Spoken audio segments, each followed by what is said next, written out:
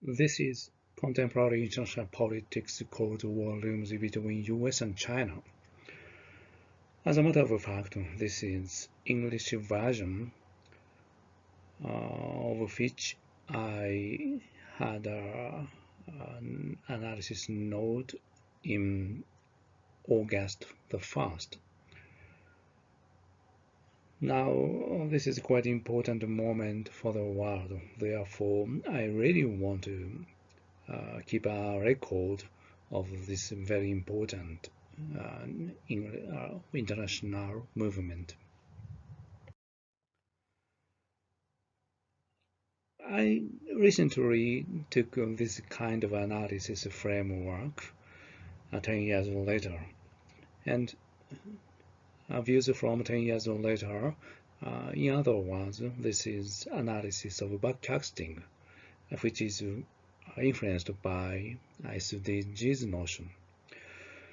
A speech of Pompeo's U.S. Secretary of the State at Nixon Presidential Library in California on July 23rd. This must be an epoch-making speech, which I can say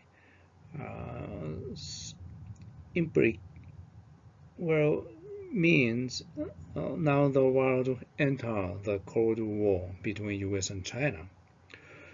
By means of this speech, now the world people have to realize this reality. For interpretation, US took a policy for containing Chinese power in order to avoid Thucydides' trap, considering lessons from US-Russia Cold War and knowing a long period confrontation. US-China relations 10 years later, although US noted difficulty to transform Chinese regime even 10 years later, it needs to curtail expanding Chinese dominant hegemony now. Therefore, it will be in the midst of the Cold War between US and China 10 years later from now.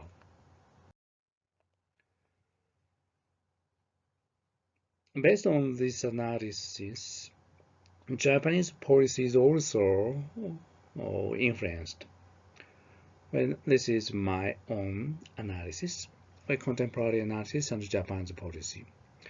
Some insist that the US-China Cold War be impossible due to deep-rooted interdependence. However, current antagonism between US and China relates to both hegemony in the international order.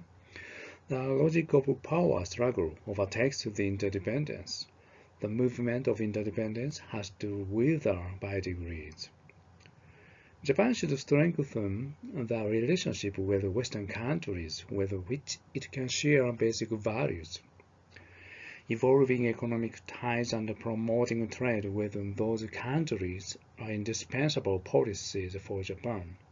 Underpinning domestic supply chains is also significant. Then, Japan should to some extent need domestic-oriented economic structure in the near future. As far as global relations is concerned, I think Five Eyes are quite important countries. If possible, Japan should enter the network of Five Eyes countries. Then, hopefully, in the world, there will exist 6 eyes in the world. That situation would be quite ideal situation. US-China relations 10 years ago. 10 years ago, China took over Japan and became the second largest economy in the world. On those days, there existed a view that G2 would form the order in the world. Brzezinski, he's a quite well-known politician and scholar. He sometimes mentioned G2 would be quite important in the world. After that, China's military expansion continued. Although there existed an alarming view that China aggressively expanded its militarization, there was no such serious concerns that China's threat would be equivalent to Thucydides' trap, because it was before China's one belt, one road policy. But even 2001, Professor Mearsheimer, who is an offensive realist, already warned inevitable clash between US and China. Analysis by international relations theories. Realist framework is the most convincing in the field of security issues. Realism, which is based on power analysis, which emphasizes the importance of balance of power.